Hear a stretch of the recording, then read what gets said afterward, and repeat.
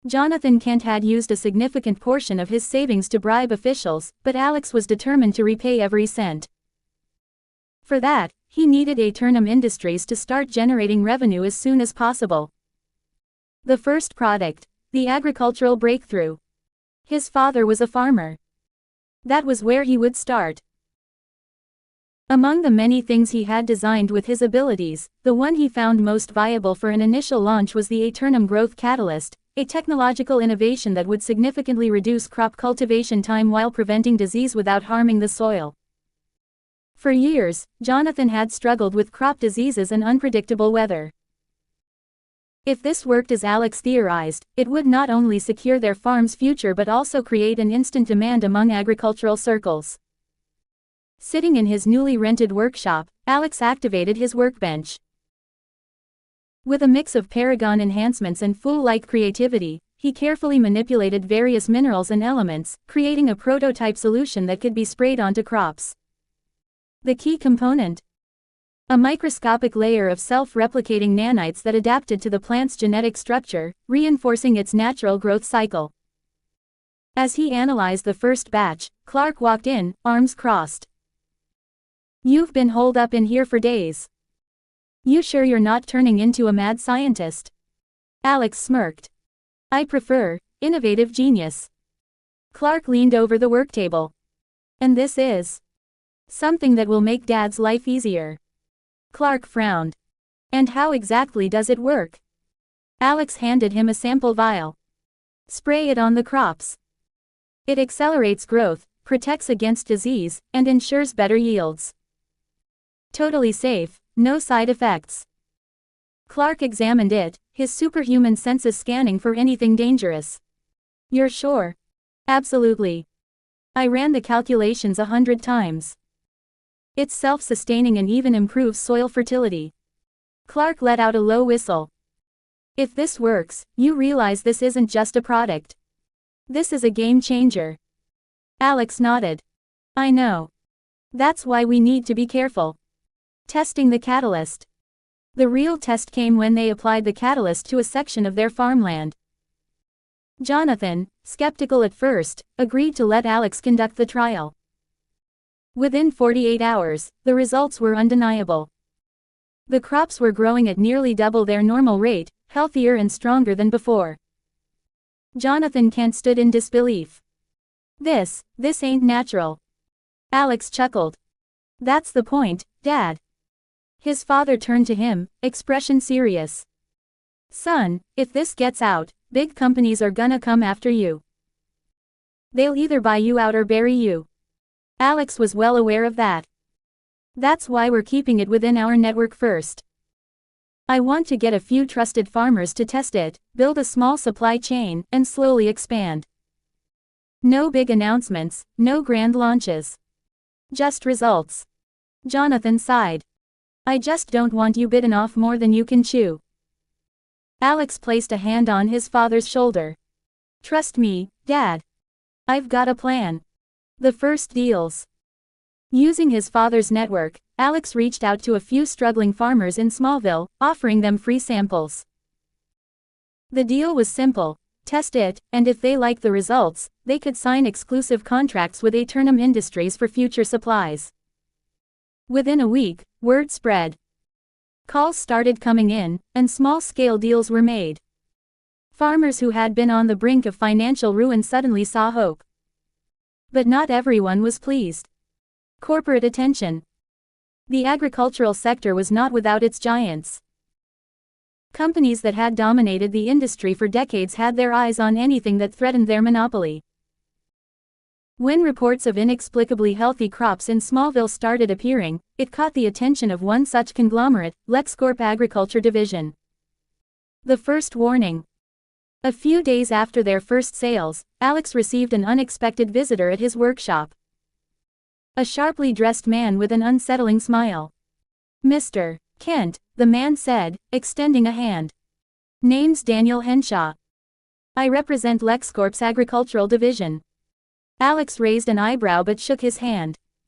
"Didn't think I'd be on LexCorp's radar this soon." Henshaw chuckled. "We like to keep track of promising innovations.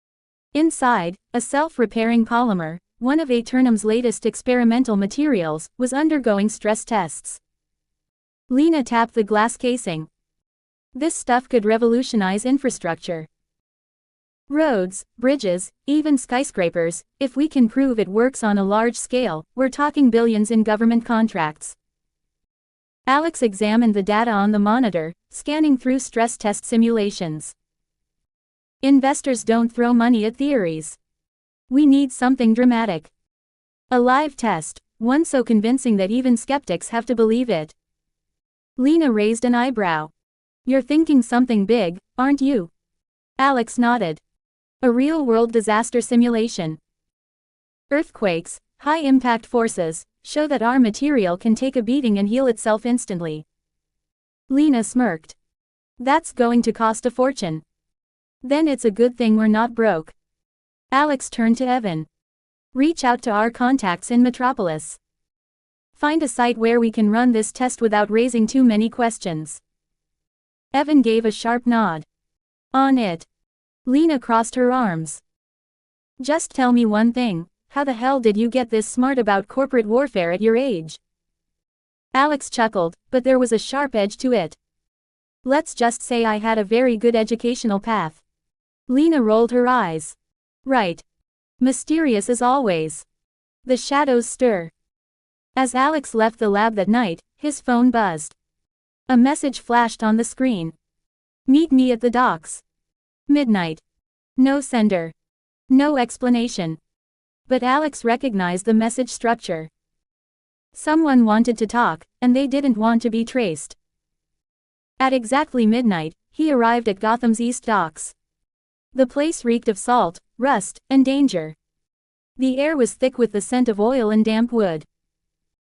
A lone figure stood beneath a flickering street lamp, tall, wrapped in a heavy coat, face obscured by shadows. You came, the figure rasped. Alex folded his arms. You went through a lot of trouble to get my attention. Start talking. The figure took a slow step forward, just enough for Alex to see the deep scars running along his jawline. You're making enemies, Kent. The name sent a jolt through Alex, but he kept his face unreadable. His heartbeat didn't spike. His breathing remained steady. Not many people know that name, he said evenly. Which means you're either very well informed or very stupid. The man chuckled. I do my homework. And so do the people watching you. LexCorp isn't your only problem. You've pissed off people in Gotham who don't like disruptions to the status quo. Let me guess, Alex said, voice calm. The kind of people who operate in the shadows. The man's grin widened, revealing a row of uneven teeth. You're smart. But smart doesn't mean untouchable. Watch yourself. Gotham has its own rules. Alex met his gaze without flinching. I make my own. The man grunted, then reached into his coat. Alex's muscles tensed, already calculating his next move, strike the arm, disarm the target, vanish into the night. But instead of a weapon, the man pulled out a small flash drive and tossed it onto the pavement. Consider this a courtesy, he said. Proof that you're already in deeper than you think. With that, he turned and vanished into the darkness, leaving Alex alone with a sinking feeling in his gut. He crouched down, picking up the drive. Whatever was on it, it was important. And it meant that his enemies weren't just in Metropolis anymore. Gotham had taken notice. The warning. Back at Aeternum Industries, Alex plugged the flash drive into an isolated system. The files inside were encrypted, but that was child's play for him. He cracked the code within minutes. The contents. Surveillance footage. It showed images of him, taken from angles no normal person should have been able to capture. Footage of him entering and leaving his labs. Clips of his interactions with business partners. A photo of him and Evan Drake, meeting outside a private investor's office. But that wasn't what made his blood run cold. At the very end of the file, there was a black and white image of Jonathan and Martha Kent, standing outside their farmhouse. A warning. A message. Alex's hands clenched into fists.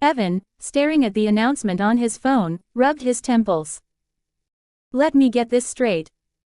You just made yourself a public, legally protected entity that Gotham's underground can't quietly erase, on purpose. Alex sat back in his chair, looking satisfied. Now, if they want to shut us down, they'll have to step out of the shadows and deal with us directly. Evan shook his head. You really like poking hornets' nests, don't you? Only when the hornets are already watching me. The first retaliation. The response came sooner than expected. At 2:17 a.m., an A-Turnham shipment carrying critical research materials vanished. No distress calls. No alerts. The truck just disappeared. Evan's voice came through the phone, tense. We lost a shipment. Completely off the grid. This wasn't an accident. Alex was already moving. Where was it last seen? Leaving Gotham's industrial district. Alex grabbed his coat. I'll handle it. Evan hesitated. And by handle it, you mean? Alex's eyes darkened. I mean someone's about to regret crossing me. The hunt begins. Dressed in his black combat suit, Alex moved unseen through Gotham's backstreets. No symbols. No cape. Just a ghost in the night. Using his seer abilities, he rewound time's echoes, watching distorted afterimages of the hijacking. Armed men. Military precision. They had intercepted the truck in under 60 seconds and disappeared into the maze of Gotham's industrial district. But they hadn't covered their tracks well enough. Alex followed their trail through the abandoned factories until he found what he was looking for, an old shipping warehouse on the edge of the Gotham docks. Inside, the stolen cargo was being unloaded. At least 10 men. Heavily armed. These weren't just hired thugs. This was an operation. And whoever had orchestrated it knew exactly what they were doing. The reckoning. He moved like a shadow. The first guard never saw the knife slide across his throat. The second had just enough time to blink before Alex snapped his neck. By the time the others realized something was wrong, 3 were already dead. Panic spread. They raised their weapons, too late. Alex dropped into the center of them, his movements precise and lethal. A bullet whizzed past, he twisted, dodging effortlessly. His fist struck like iron, shattering a man's ribs. Another attacker lunged. Alex grabbed his wrist and snapped it like a twig. Within 60 seconds, the room was silent. Only one man remained standing. But unlike the others, he wasn't afraid. Instead, he smirked. Didn't think you'd show up personally, he muttered, tossing his gun aside. Alex studied him. You were expecting me? The man chuckled. I was hoping. Then, he pressed a detonator. The trap.